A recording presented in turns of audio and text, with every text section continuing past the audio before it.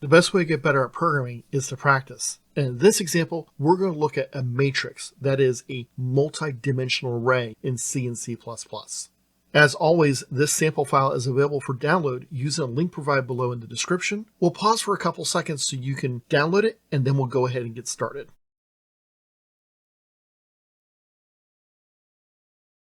All right, so let's get started. You notice that I have here an include for my IO stream and also my time.h. This is going to be to allow me to initialize my random number generator.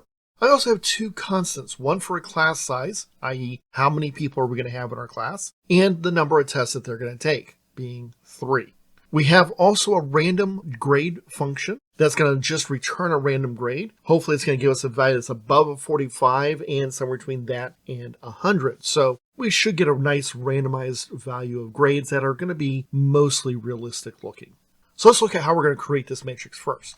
So I'm going to say int grades, and then I have two sets of square brackets that I'm going to use. First is going to be my class size, and then my test size.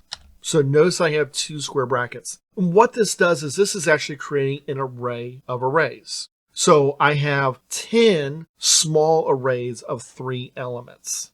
This is very important to remember. Now, if I want to go in and get all my grades, so initialize my grades, I come over here and say void init grades. Then in my parameters, I'm going to say int. We're going to put a square bracket. Notice nothing's inside of it. And then another square bracket, but this time I have to put my outer block. This lets me know how big that extra set of array is. So I'm going to say test size. I'm going to come down here and create a function the same way. Just copy and paste that initially. I'm going to call this grades. If you remember from our previous example, our parameter does not have to be the same name, but it can be.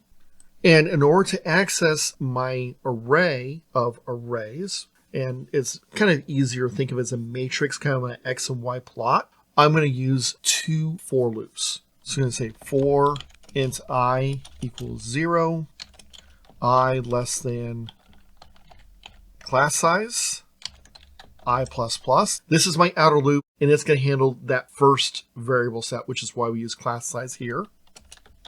Then you have an inner loop for int j equals 0, j less than test size, j plus plus. Now you might say, well, wait a second, when we've done 2 for loops in the same piece of code before, we said int I for both of them. Well, that's because it was one for loop, then it was another for loop. These are nested, and so the I is still there. So we can't reinitialize or redeclare a variable inside the same scope. That's why we're using I and then j. We're then going to say grades I, and then square brackets j equals get random grade.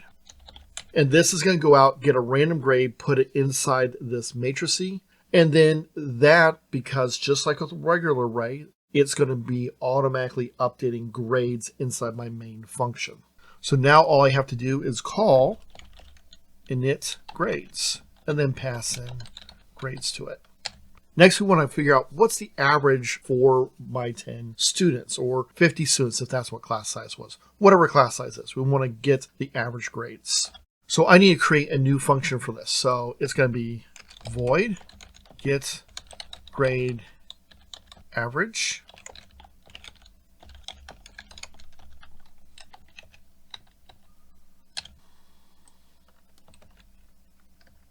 Just like before, we copy and paste that in from our prototype.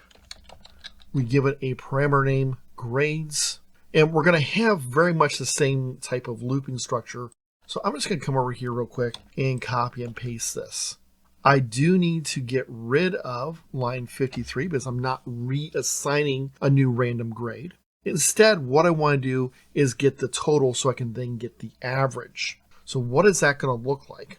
Well, I'm going to come in here and declare a variable inside my for loop, my outer for loop that is. I'm going to specify int total equals 0. Then inside my inner for loop, I'll say total plus equals grades at I, j.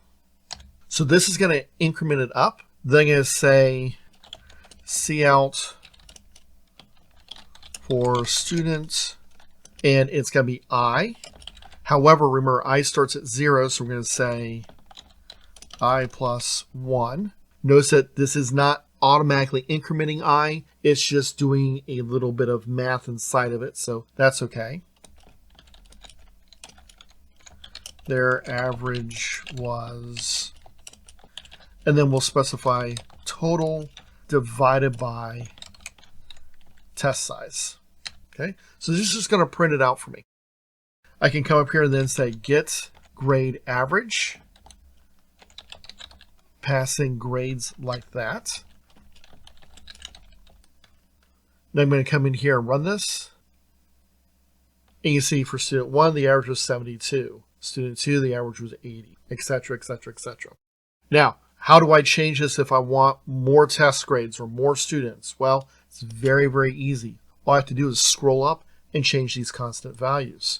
So if I want 15 students and they had, instead of 3 tests, they had maybe 7 tests, come in here and notice the work is all still done for me. So this is a very, very simple way to go in and update it. Work with a matrix isn't very difficult. You just have to remember when you pass something to a function, you have to specify what your outer limits are. And this is true. If I had a 3-dimensional array, then I would have to print out the second and third. It's the only one I can leave blank is the first one. So this is kind of a weird thing with how C and C++ do their memory management for arrays. Once you get used to it, it's not that big a deal. Hopefully you found this example helpful. If so, please give the video a like and consider looking at the rest of this video series to learn how to get better at programming C and C++.